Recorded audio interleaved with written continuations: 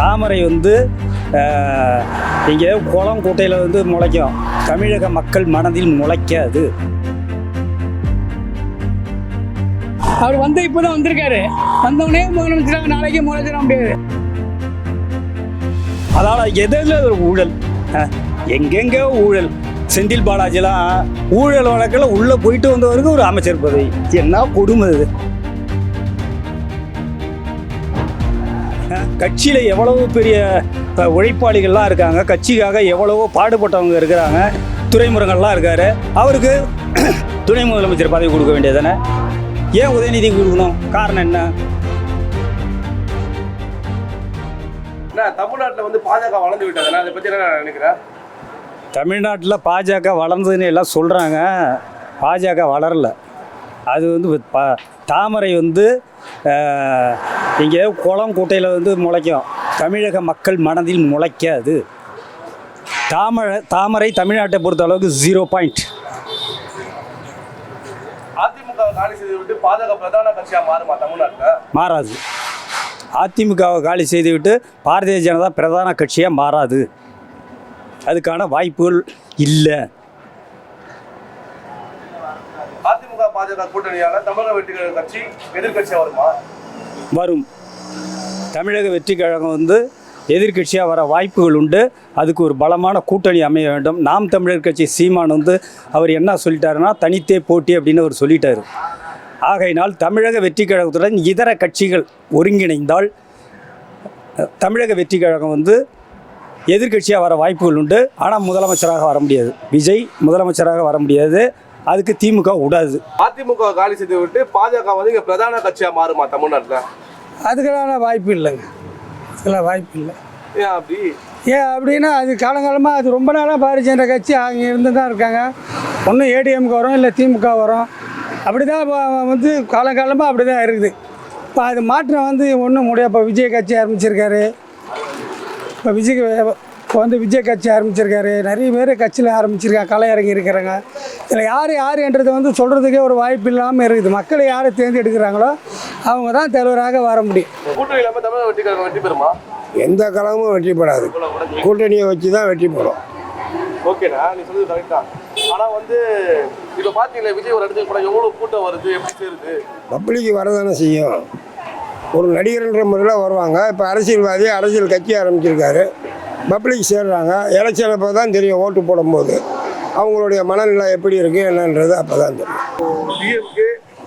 டிவிக்கு 2 பேருக்கு தான் போட்டி நினைக்கிறேன். அப்படின்னா டிஎம்ஏ கூட ஒரு கால் தூக்கி கூட வர மாட்டோம் டிவிக்கே. வேற ஆனால் யங்ஸ்டர் ஃபுல்லாக டிவிக்கு தானே சொல்கிறாங்க. யங்ஸ்டர் சொல்லணும்னா ஒரு 10 டிக்கெட் ஃப்ரீயாக கொடுப்பான். லாஸ்ட் படம் ரிலீஸ் ஆகிறது விட்டுரும். அதுக்கோசரம் என் தலைவனை என் தளபதி விட்டுற முடியுமா? ஆனால் ஸ்டாலினே கொஞ்சம் யோசிக்கிறது என்னன்னா அந்த வாட்டி அரசியல் பயங்கரமாக போகும்போது அவர் யோசிக்கிறாரா? ஏன்டா அவன் வந்தான்னு யோசிக்கிறாரு. அவ்வளோதான், வேற என்ன? ஆனால் ஒரு பதட்டம் இருக்க தான் செய்யும். பதட்டம் இருக்க தான் செய்யும். பதட்டம் இருக்குமா? எங்களுக்கு பதட்டம் கிடையாது. நாங்கள்லாம் வாய்க்கு அரிசி வாயில் போட்டு தான் வந்துக்கிறோம். அவங்களாம் ஓரமாக சாப்பாடு சாப்பிட்டு பத்துனுக்கலாம். உடம்பு வேணாமா தம்முன்னு வீட்டில் பத்துனுக்க சொல்லு. அவங்களுக்கு தான். வேற 2026 யார் வருவா? 2026 என் தளபதி மட்டும்தான் வருவார். அது எப்படின்னு சொல்றீங்க? யங்ஸ்டர் அவ்வளோ பேர் இருக்காங்க. யங்ஸ்டர் இருக்காங்கன்னா சும்மா போடுவாங்க ஓட்டு. அவள்தான். வேற இதே மாதிரி தான் அப்போ சொன்னீங்க. காலேஜ் இருக்கும்போது காலேஜ் தான் வருவாங்க. எம்ஜிஆர் வந்து எம்ஜிஆர் வந்துருக்குல்ல. ஐயா எங்கள் வம்சாவளியாக வரும். வேற என்ன? அப்போ எப்படின்னா இப்போ உதயநிதி அப்போ நெக்ஸ்ட் இன்பணி தன்மை போயிட்டு இருக்குன்னு நினைக்கிறீங்களா? ஐயா நாங்கள் வந்து குடும்ப அரசியல் பண்ணல, உரிமையாக பண்ணுறோம். அதனால் எதில் ஒரு ஊழல், எங்கெங்கே ஊழல். செந்தில் பாலாஜிலாம் ஊழல் வழக்கில் உள்ளே போயிட்டு வந்தவருக்கு ஒரு அமைச்சர் பதவி. என்ன கொடுமை இது. கட்சியில் எவ்வளவு பெரிய உழைப்பாளிகள்லாம் இருக்காங்க, கட்சிக்காக எவ்வளவோ பாடுபட்டவங்க இருக்கிறாங்க, துறைமுருகன்லாம் இருக்கார். அவருக்கு துணை முதலமைச்சர் பதவி கொடுக்க வேண்டியதானே? ஏன் உதயநிதிக்கு கொடுக்கணும்? காரணம் என்ன? குடும்ப அரசியல். அங்கே திமுகவில் மட்டுமில்லை, எல்லா கட்சியிலையும் குடும்ப அரசியல் இருக்கத்தான் செய்யுது.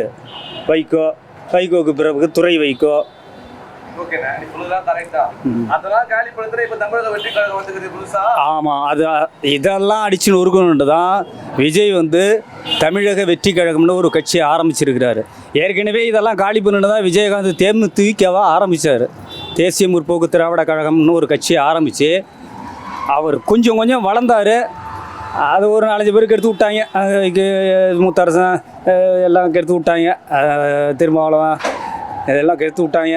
அது அவருடைய இது வந்து அந்த மேல்மட்டம் கீழ் நோக்கி சென்று விட்டது. அதையால் அதுக்கு பிறகு இப்போ விஜய் வந்திருக்கிறாரு. இவர் வந்து எப்படின்னா யார் பேச்சையும் கேட்காத கட்சிக்காரங்கன்னா இதில் கூட்டணி போடு அதில் கூட்டணி போடு அப்படின்லாம் கேட்கக்கூடாது. அவங்க சொல்கிறத இவர் கேட்கக்கூடாது. இவர் தனிச்சு போட்டி யார் வரீங்களோ வந்து சேர்ந்துக்குங்க. முதல்ல தீவுக்கூடத்தில் விஜயகாந்த் சார் பெரிய ஒரு கூட்டம் போட்டார். இல்லை ஒரே ஆச்சரியம் மாதிரி போட்டார். எவ்வளோ கூட்டம் வரும் போட்டார். கூட்டம் போடாதீங்க யாரில்ல சார், எந்த கட்சியாக இருந்தாலும் கூட்டம் போடுவாங்க சார். கூட்டத்தில் ஜனம் இருக்கும். ஜனம் இருக்கிறது வந்து பெருசு இல்லை, யார் மனசில் யார் இருக்காருன்னு தான் பெருசு. இப்போ நான் நிற்கலாம், ஒரு நடிகர் வர்றாரு பேசுகிறாரு, ஒருத்தர் விஜய் பிடிக்கும், ஒருத்தர் கமல் சாரை பிடிக்கும், ஒருத்தர் ரஜினி சாரை பிடிக்கும், எல்லோரும் பிடிச்சி அங்கே நிற்பாங்க. ஆனால் எல்லாருமே வந்து ஒருத்தர் தான் பிடிக்குன்னு சொல்ல முடியாது. அது ஒரு இது பார்க்கணும் அப்படின்னு சொல்லிட்டு அதான். அப்போ நீங்க வந்து விஜயை பார்க்கணும்னு வரவங்க நிறைய பேர் வராங்கன்னு சொல்றீங்க. இல்லை, பார்க்கணுன்னு வருவாங்க. விஜய் அவர் பேச்சை கேட்கணுன்னு வருவாங்க. அவர் என்ன சொல்கிறாரு எல்லாம் பேசுறதுக்கும் அவர் பேசுறதுக்கு எப்படி இருக்கு அப்படின்னு கேட்க வருவாங்க. அதெல்லாம் வந்து சொல்ல முடியாது சார். ரசிகர் விஜய் பார்க்கறதுக்காக வருவாங்க, அதுக்காக வரலாம். அதான் கூட்டம் அவ்வளோ கூட்டம் இருக்கு, ஓட்டு எல்லாரும் போட நம்ம நினைக்கிறது அது ரொம்ப தப்பு. சரிங்களா?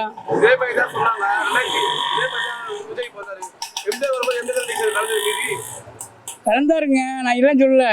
அவர் வந்து இப்போ தான் வந்திருக்காரு. வந்தவொடனே முதலமைச்சராக நாளைக்கே முதலமைச்சராக முடியாது. பழங்காலமாக கஷ்டப்பட்டு எவ்வளோ இது பண்ணி எவ்வளோ வந்திருக்காங்க. நேற்று வந்து உடனே முதலமைச்சர் நாளைக்கே முதலமைச்சர் அது ஆக முடியாது, ரொம்ப கஷ்டம். எவ்வளோ கஷ்டப்படணும், எவ்வளோ செய்யணும், எவ்வளோ உதவி பண்ணணும், எவ்வளோ இருக்குது. கட்சி நினச்ச உடனே முதலமைச்சர் வர முடியாது சார். நான் என்ன சொல்கிறேன்னா, பழங்காலமாக இருக்கிற கட்சி தான் வர முடியும். நேற்று வந்துட்டு நான் வந்துடும் முதலமைச்சராக எப்படி வர முடியும் சொல்லுங்கள்? அது வர சான்ஸ் கிடையாது. கூட்டம் வரலாம், ஏகப்பட்ட கூட்டம் வரலாம். எல்லோரும் ஓட்டு போடுவாங்கன்னு நினச்சிருக்கு சொல்லுங்கள். கூட்டம் எல்லோரும் நான் கூட விஜய் பார்க்க ஆர்வத்தில் போகலாம். ஏன்னா கூட்டம் வந்துட்டு அவர் தான் ஜெயிப்பான்னு நினைக்கிறேன். அதில் ரொம்ப தப்பு. சரிங்களா? பழைய பைசா ஏடிஎம்கே டிஎம்கே அதான் மாறி ஒரு நம்ம தமிழ்நாடு பொறுத்த வரைக்கும் அதுதான் சார். நாங்கள் விஜய்க்கு ஆதரவு தரோங்க. இது இந்த கட்சி வந்து தமிழக வெற்றி கழகம் ஆட்சிக்கு வரணும்னு நாங்கள் இளைஞர்களும் ஆசைப்படுறோம். புரியுதுங்களா? அதுக்காக நாங்கள் எதிர்கட்சியாக உட்காந்தாலும் கேள்வி கேட்கறதுக்கு உட்காருவோம். ஓகேண்ணா, நீங்கள் சொல்கிறது தான் கரெக்டு தான். ஆனால் வந்து பெருசாக விஜய் வந்து முழு படத்தோடய அரசியல் இறங்கல. யார் சொன்னதுன்னா படத்தில் அது இதோட தானே முடிச்சுட்டு தானே 2025 இப்போ 26லேருந்து கம்ப்ளீட்டாக ஃபுல்லாக மக்களுக்காக இப்போ பூத் கமிட்டி மாநாடு எல்லாம் நடந்துக்கிட்டு தானே இருக்குது எல்லா ஊர்லேயும். அவர் இல்லைனாலும் அவர் செயல்படுத்தி தானே இருக்காரு. அவங்க ஆலோசனை கூட்டம் போட்டுக்கிட்டு தானே இருக்காங்க. ஆமாண்ணா, கரெக்ட் தான். ஆனால் தமிழக வெற்றி அதாவது ஆன்லைனில் பார்க்குறீங்க, மற்ற திமுக அதிமுக இருக்குது, பாஜக இருக்குது, நாம் தமிழர் இருக்குது, மக்கள் நீதி மையம் இருக்குது, எல்லா கட்சியும் தேமுதிக இருக்குது. இந்த கட்சியெலாம் ஆன்லைனில் வந்து எதுவுமே அவங்க கட்சியோட நடவடிக்கை எதுவுமே எடுக்கலை. ஆனால் ஆன்லைனில் மாதத்துக்கு ஒரு வாட்டி ஒரு மாநாடு நாங்கள் போட்டுக்கிட்டு தான் இருக்கோம். பூத்து கமிட்டி மாநாடு எல்லா செயற்குழு கூட்டமும் நடந்துக்கிட்டு தான் இருக்குது. ஏன் கட்சியை பற்றி நாங்கள் நடத்தாமல் இல்லை, நாங்கள் மக்களுக்காக செய்கிறதுக்காக நாங்கள் வந்திருக்கோம். செய்திகளை உடனுக்குடன் தெரிந்து கொள்ள கீழ்கண்ட கேபிள் மற்றும் டிடிஹெச் நெட்வொர்க்குகளில் எம்நாடு செய்தி தொலைக்காட்சியை காணுங்கள். பாதகம் செய்பவரை கண்டால் நாம் பயம் கொள்ளலாகாது பாப்பா. மோதி மிதித்து விடு பாப்பா, அவர் முகத்தில் உமிழ்ந்து விடு பாப்பா. அண்மை செய்திகளை உடனுக்குடன் தெரிந்து கொள்ள இணைந்திருங்கள் எம்நாடு தொலைக்காட்சியுடன்.